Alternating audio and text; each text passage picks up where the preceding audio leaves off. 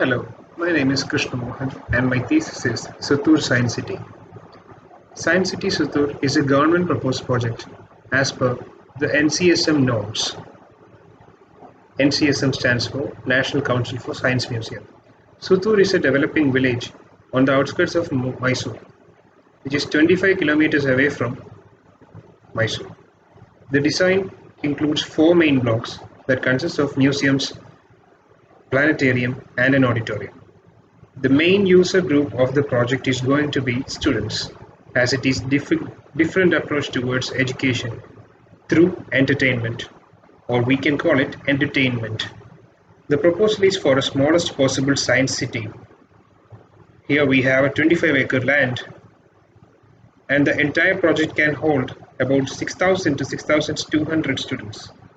It could bring a lot of job opportunities as well as education to the locals. I have taken City of Arts and Science, Valencia, Spain, and California Academy of Sciences, San Francisco, as my literature study, and Kolkata Science City as my case study. California Academy of Sciences, by Renzo Piano workshop, was taken for the study because the entire design and space are held under a single roof, and hence the movement is simple and organized inside and within a controlled environment.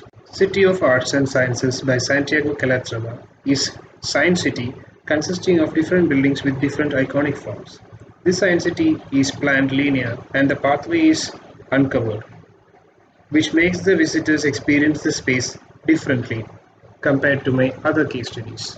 Kolkata Science City by Development Consultants has a brutalist architecture. The design is spread horizontally with the science park as a central element. This planning allows the user to have a view of the entire structure in one go. From the case studies, I have been inspired by the form and structure, lighting, circulation, design ideas, etc.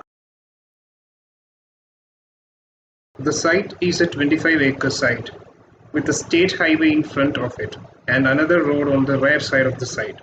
The site has mainly three buildings in its periphery. These are a hospital building, a school building, and a temple.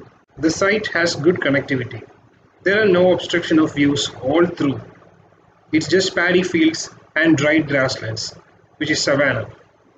The soil is good for construction as it is red loamy soil. The site lacks character and views are restricted to open fields. There is a chance to define the future development of Sutur, as this is the first government proposed project for the village. My design has a built area of 15,728.31 square meters. The guiding philosophy behind my design of Science City is to create a space that becomes an exhibition area for science without having a personality that overshadows its purpose. The site is divided into four areas that has the least slope. The area immediately after the main entry is given for the main block of the Science City. The adjacent area is given for the parking, and the other two areas have been given for future expansion. Within the area taken for the main block, the space is divided into 3 by 3 grid. Every other area is given for the science park, and the rest are for the buildings. This allows for clear monitoring of students from the building, as the science park would be having maximum 2 walls of the building facing them. The vehicular movement for visitors is simple. They enter via entrance gateway, collect their tickets, and the visitors are dropped off at the drop-off areas, and then the vehicle is parked. There is a road surrounding the main block for services, and the service entry is given from the rear side. There is only pedestrian movement that is allowed within the main area. This ensures the safety of the students.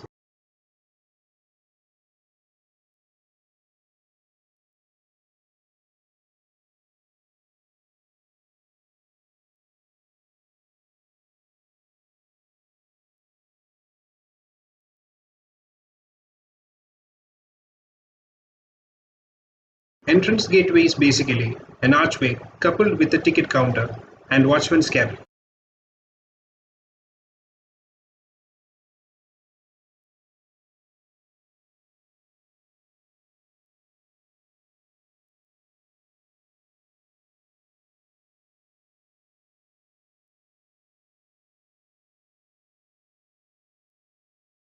Science Exploration Hall is one of the two museum buildings.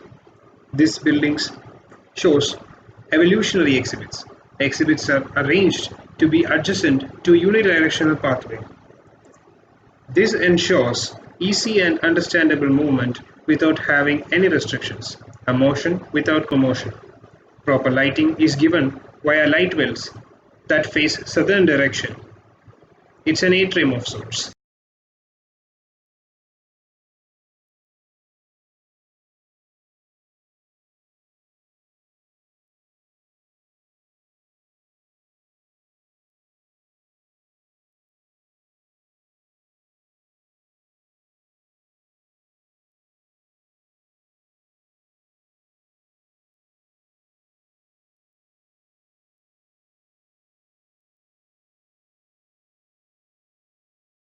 Dynamotion Hall is the second museum building.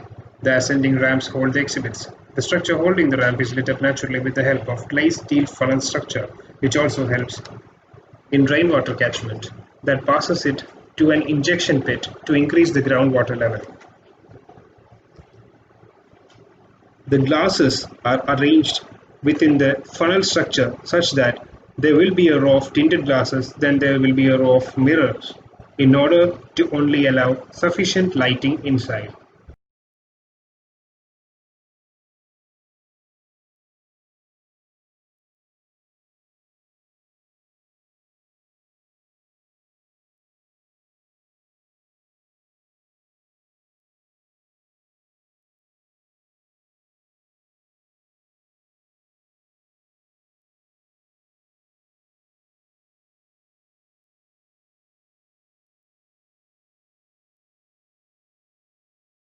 Planetarium's 3D dome theater is centered in the block and the ring building surrounding it like an asteroid belt. This allows the users to move through and enjoy the exhibit and come to different spaces. The exhibition spaces are positioned such that they receive natural lighting. It is ensured by sawtooth, which is provided on the roof. Then there are clerestory windows with Pyrex glass tubes provided as well to catch maximum natural lighting within the building.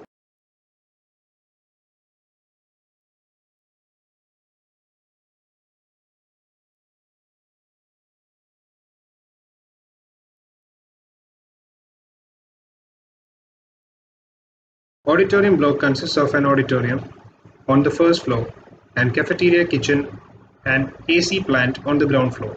The visitors can get their food and have it in the covered ground floor or have it from the takeaway area, and they may enjoy it in the amphitheater provided.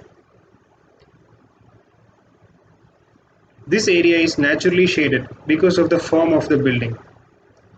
This amphitheater is provided because this is the end of the tour and the supervisors need to gather the students and get their head count.